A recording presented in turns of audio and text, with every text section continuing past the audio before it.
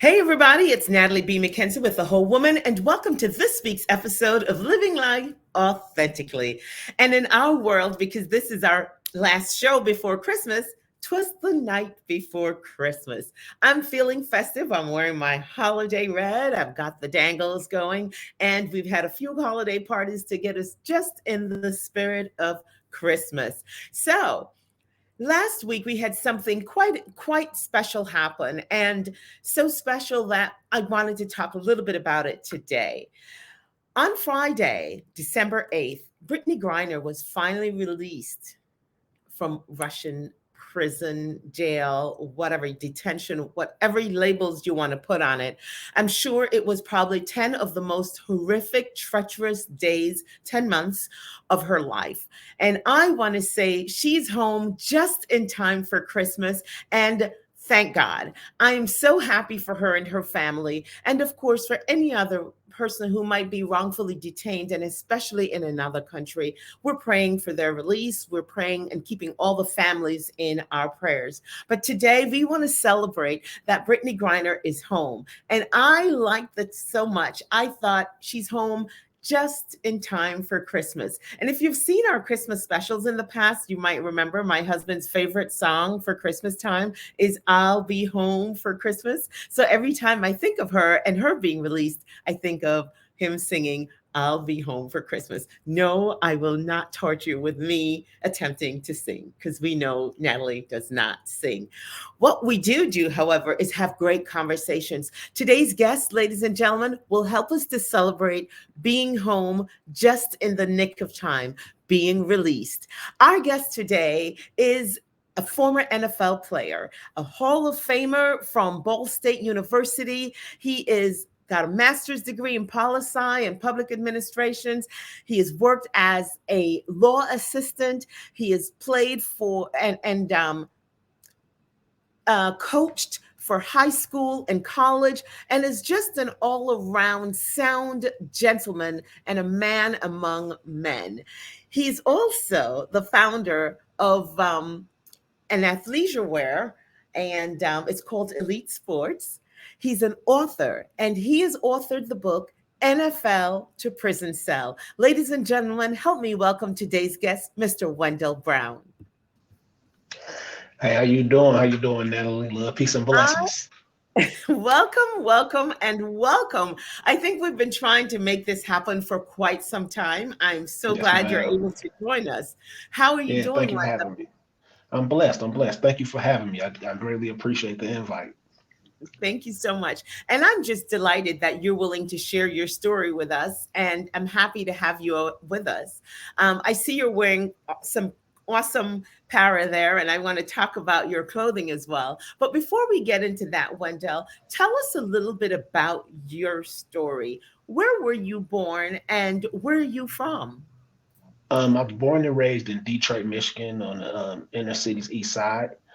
Um, in a single parent household. My mother raised myself and my younger brother. I'm a graduate of Detroit Martin Luther King High School, where I was an all city, all state linebacker, and all state and shot put, track and field as well. Wait But a from second. So you're telling me since you've been in high school, you were a stellar athlete. But let me go back a little bit before, because being raised by your mom and having a younger brother, how soon in life did you realize you were clearly, naturally an athlete? well before high school, my mentors, my godparents, my uncle, my mother, they always wanted to ensure myself and my brother were around one positive influences as far as people goes, and also just the things that we were doing in our spare time, making sure we didn't fall into bad habits or being around things that wouldn't be good for our future. So they kept us busy with after school activities, as far as academics go, and also athletics. So we played sports, basketball, football, ran track, all those things, to ensure we stayed around people who were doing positive things, and also around just positive people in general and having fun. Awesome. So here you are, the very youngest version of Wendell, and you're fully engaged in sports, athletics, after school programs. You get to high school and you're already getting all these awards. Now, track and field and football. Is that Yes, ma'am. right? Yes, ma'am. So while in high school and you're getting these awards and accolades, were you the little boy or the young man who was like, I definitely want to go to the NFL? Or was that a fallback? How did that all come together for you? I knew from an early age that I wanted to play the game of football at the professional level, and I was blessed to be able to do so after high school, after college. Yeah, but since I was a very young kid, I knew that that's the career path that I would choose. Where did you go off to college, Wendell? I attended Ball State University on a full athletic scholarship. And I see from your bio that you are a Hall of Famer at Ball State University. Yes, ma'am. Yes, ma'am. I was inducted into the Hall of Fame in 2020. It was myself and my team, my entire team. We went undefeated, 12-0, my senior year of school, the best record in school history, and they inducted that entire team. Oh, that's something to be said. That's awesome. Congratulations. So let's Thank you. talk a little bit about becoming a professional football player. What route did you take post undergrad? Did you go directly into professional football or did you go on to grad school first? No, I actually went to grad school while I was still a collegiate athlete. In my fifth year, I began to work on my master's degree in political science and public administrations, and after which, that's when I began to get into my career, my work career before professional playing. Ah, so you had a full regular career Yeah. Yes, ma'am. before going into professional football. Walk us along that path. Tell us how that unfolded for you and what was going on around you culturally and in the community that was helping to shape the man you've become today. Just continue to be around my mentors and receiving that guidance from people who have done some of the things that I aspire to do, and just getting that guidance and that that voice and that leadership that I needed while still a young man. I'm trying to maneuver, having my son with me at a young age, and knowing that it's not just my life but also my son's life as well. So I began to maneuver through life that way until I was had received the opportunity to play. So you mentioned earlier that you were raised by a single mom, and then now you've just mentioned your son. So I feel like I'm missing a gap sometime in your life there, Wendell, because I'm sure your stork didn't drop off your son. But tell us a little bit more about your mom, because it sounds like she was integral in the shaping of who you are as a man today. Most definitely, super strong and supportive, very loving, and not just for her children, but for so many others. I watched my mother take in a lot of young children when I was young and having them come stay with us and feeding them and clothing them, and just being a helpmeet and being a light to so many different families. Um, we were no stranger to giving love and receiving love. So Wow. just her being who she is, her my mother just always being there for other people. She instilled that in myself and my younger brother at an early age that we're always supposed to make sure we're giving and helping and loving others. What did she do professionally? Because you mentioned that she was always taking people in. My mother's an entrepreneur. She's a licensed cosmetologist and owned a few different hair salons when I was Oh, growing up. Yeah, fabulous. Okay, yeah, as well as giving and supportive of others in the community. That's quite a handful. Okay, yeah. so you mentioned your son. Tell us a little bit about your son, how old he is, when he came into your life, and what you were doing at the time you became a dad. My son right now is 15. His birthday is next month. He'll be 16. He's a 4.0 student, has already taken the SAT and ACT, taking a college course each semester as well. So he will be graduating with a 2-year associate's degree when he receives his high school diploma as well. So Wow. he's a genius, and I'm super proud of him. He's also extremely athletic. Plays football for Detroit Martin Luther King as well, where I coach. He's just an amazing young man. And when I was 20 years old, still a young college student, is when my son was born. Well, you clearly have done something right if you have a 15-year-old son who will be graduating high school with an associate's degree and a 4.0 GPA. That is something to be said. And he too is a stellar athlete. Yes, ma'am. I'm extremely proud of my baby. Congratulations. Well, Thank you. Wendell, tell me about your move into professional football and how that happened and your path along the way. I received the opportunity to play arena football in 2011. I just went to a workout and did fairly well at the workout, and that's when it all started. And before I knew Now, it, I was in the you said arena football. Excuse me. What is arena football for the average person listening in? so arena football is indoor football. It's the same rules of the game that we play outdoors, but just in the smaller area. So I was blessed with the opportunity to be able to get film playing post college. And from there, I was able to receive more film and climb up the ladder, which is the corporate ladder, so to speak, with getting to my goals of playing the NFL. And tell us about that trajectory, where it took you along the way. How did you end up having the most life changing experience you had, and how you got there? How about you walk us through that process? Um, so from playing, I received a lot of different opportunities just to see exactly what would be the best fit for me and the best fit for my family, my career. And I went from playing arena football to playing over in the CFL, then playing, and that's over in Canada, then playing over in Europe, playing and coaching in Europe. And Mm. from there, I was over in Asia, in China, coaching there.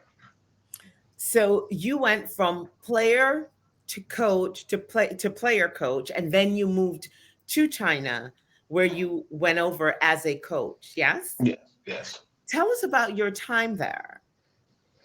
My time I traveled the country, implement programs in different areas of the country, and just giving back to the community, just I've done here in America, and meeting people, coaching, and just wanting to ensure um, I was able to spread the knowledge and the love of the game of American football in areas of the world where it's not as popular as here. And were you having good success there? Were you getting along with the people there? How were you in the say integrating yourself into the community as you were exercising and teaching your love for football? Yeah, I was having much success there, implementing these programs and coaching and things there. Um, yeah, I was having pretty much good success. Yeah, everything was going well until it wasn't. Until it wasn't. So tell us about when it stopped going so well. How did you end up in jail in China? Um, One night after a long day of work, I went out with some friends, and I was attacked by multiple men in the bar. And Do you um, know do you know why they targeted you, or was it just random? to me, it was random, but thinking back, I may have been targeted. Um, but just, I mean, having much time to sit and to think about that experience and that life changing experience and that those few seconds of my life that that altered it forever. Let's share that with our audience and with those watching. So, Wendell, while in China, how long had you been in China when this attack happened?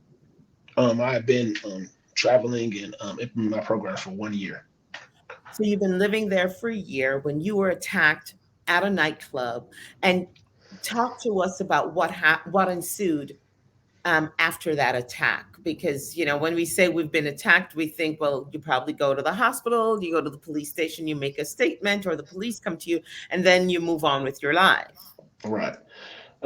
Yeah, that's um, exactly what happened. Actually, after I was attacked, the police, the Chinese officials came to me, said they wanted to speak to me, um, and I had no problem with it. I thought everything was going to be okay. I'm sure they had the footage of um, the multiple men with weapons who were on film attacking me. And after we all walked away, I thought the whole situation was done. But when the police came to me and told me they wanted to speak to me, um, I just thought it was going to be that, just words, until I wasn't allowed to leave. So you went into the police station to have to talk with them about the events of the night. I think we just lost Wendell. Can, There you go. Are you there? I'm right here. I can see you. I can see you. can you hear me? You can see Yep. me? I can Okay. see and hear you. Awesome. I Okay. love technology. It's okay. It's the joys of going live. Yeah. I guess it's consistent with what happened to you after you spoke with the police. Right. Right. You went away. Yeah. So Yeah. tell us about that experience. And when did this happen? Give us context of how long ago, please. Um, it was September 25th, 2019. That was when everything had occurred on that evening, and I was in the morning hours, and going to speak with the police, I was not allowed to leave. Wow. And how long were you detained in the Chinese prisons? 3 years. So you just came home. Yeah, I came home actually right before COVID. I've been home for 3 years now. I just celebrated my 3 year anniversary of being home Okay, so you've been home 3 years, but how long were you in Chinese prison? for 3 years. So you got locked up in 2016 and got out in 2019. 19, yes, ma'am. Okay, got it. I misunderstood. I thought you said you got locked up in 2019. No, Oh, I'm sorry. I so was freed in you, 2019.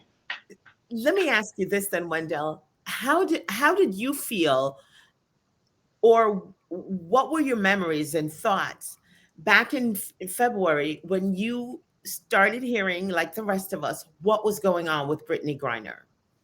Uh, um, I was devastated for her and her family, because I know firsthand what it's like, to be detained in a foreign country, and I sympathize greatly with her and her family, not just for that reason, but because of the climate of the world at the time when everything was happening, with the disagreement between our country and um, Russia as well, our world leaders, and the support that our country was given to a country that was opposing Russia at the time, and um, knowing that because of that situation and the young lady who had been in this country multiple years, who was um, a gold medalist and uh, a famous person. Like she's famous here in America and there in Russia as well. She's one of the top athletes to ever step foot in that country.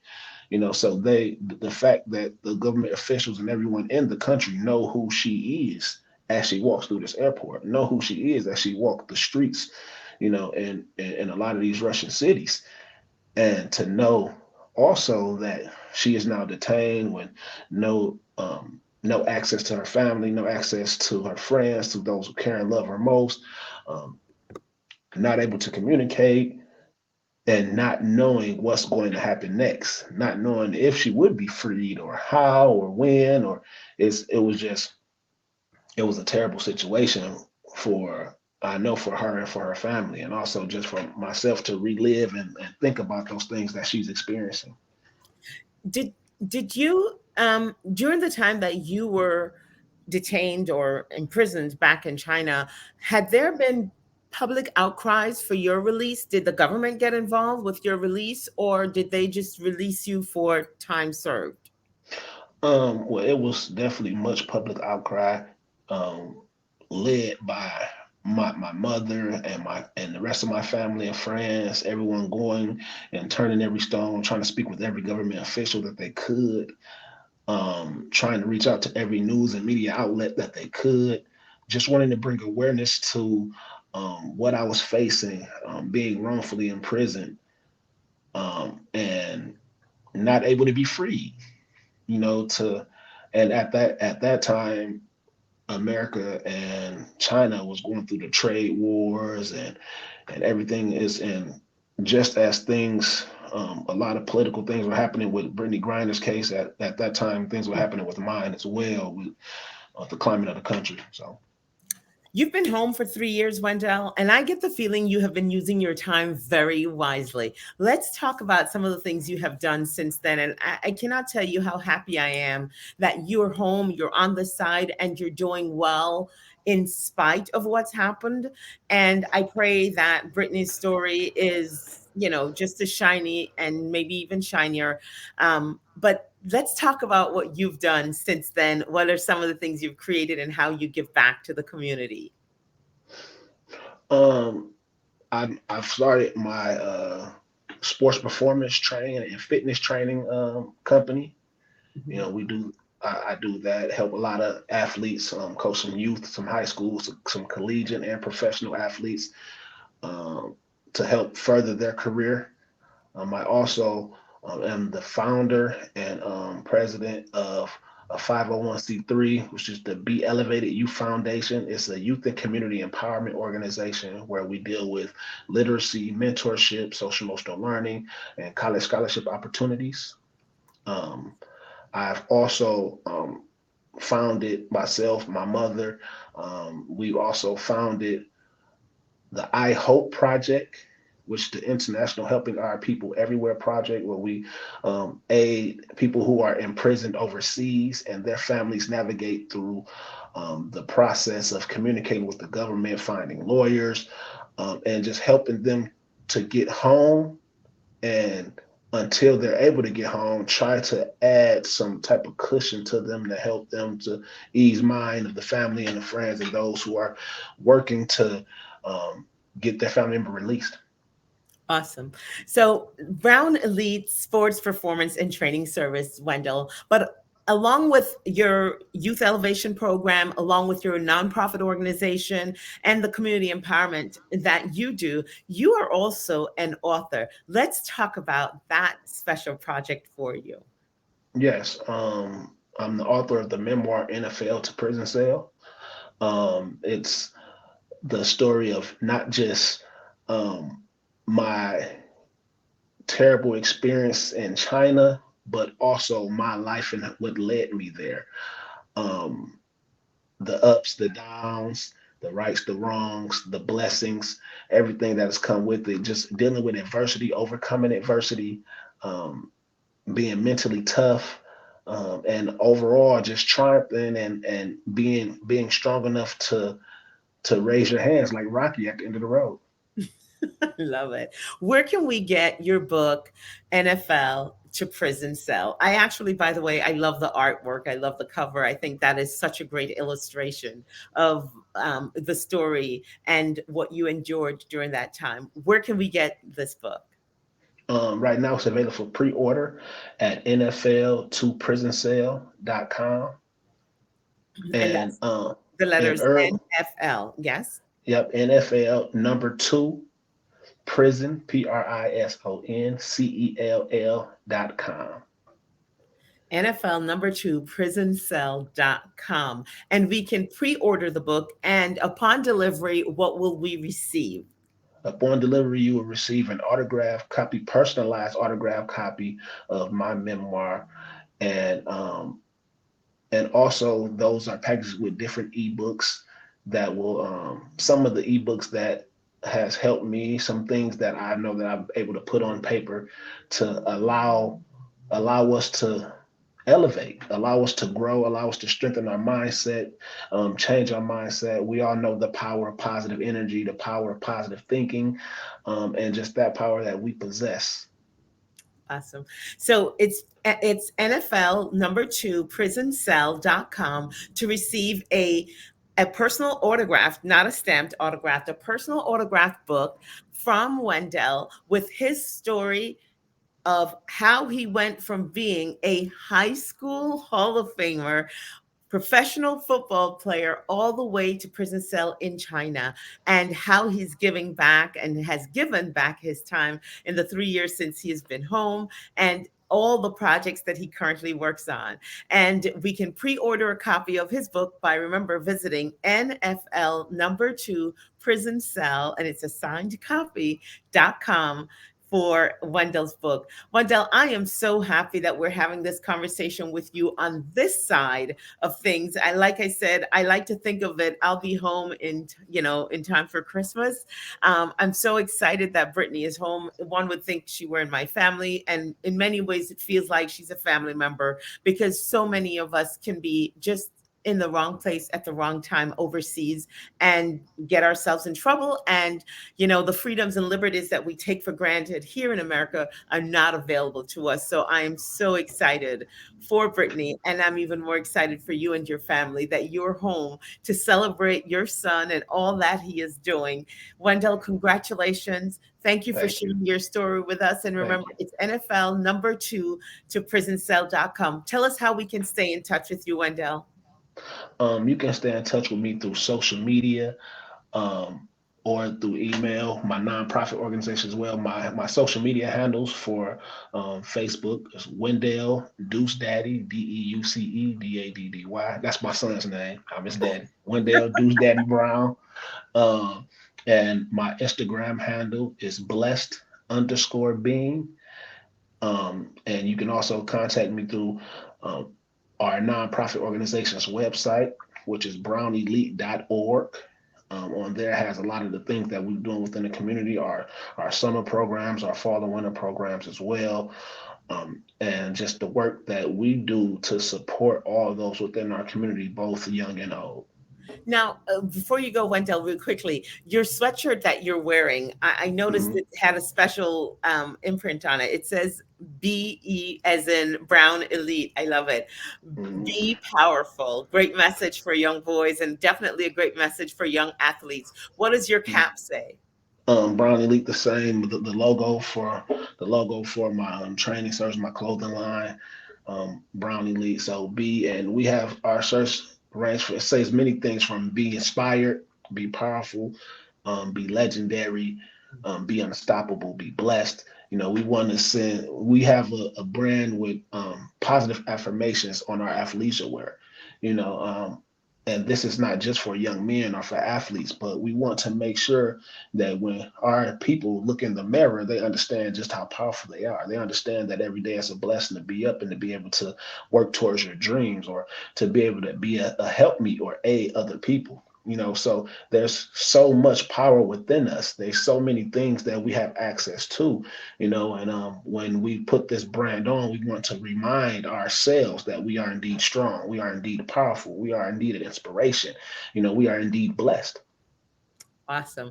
Wendell, thank you so much for sharing those positive affirmations with us. And if that's the mindset you have, I then understand how you were able to make it those 3 years while being imprisoned and to come out on the other side, still standing tall, still being strong, and definitely coming back to lift and elevate those around you. Thank you so much, my brother. It's been a Thank you so pleasure. much for having me, Queen. I appreciate you. So much so here. Merry Christmas and all the best. Well, ladies and gentlemen, there you have it. Brittany Griner home in time for Christmas, and Wendell Brown giving back in time for Christmas. And of course, sowing into the young lives out there in Michigan. We're so proud, so happy for him. And remember to connect with NFL to prisoncell.com and get the book. Well, over here in the whole woman world, we are keeping you moisturized and putting a little light in your life and absolutely keeping you sanitized. Remember, you can scan the barcode on your screen right now for any of these products or all three. They're still great gift giving items. And if you order now, you'll get it just after Christmas, but just in time for the New Year's to put a little light in someone's life. It's Lady Mist hand sanitizer made with Shoe Cosmetics, Lady Mist body cream made with butter. Oh boy, getting me tongue twisted here.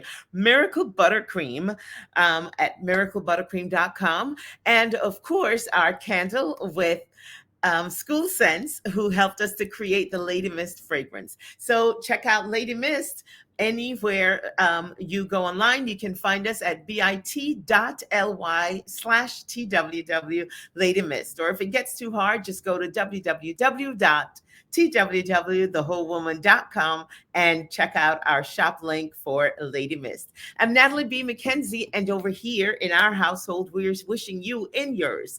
If you're celebrating Hanukkah, I believe this is the first night of Hanukkah, or is it the second? I'll get it right. But happy Hanukkah.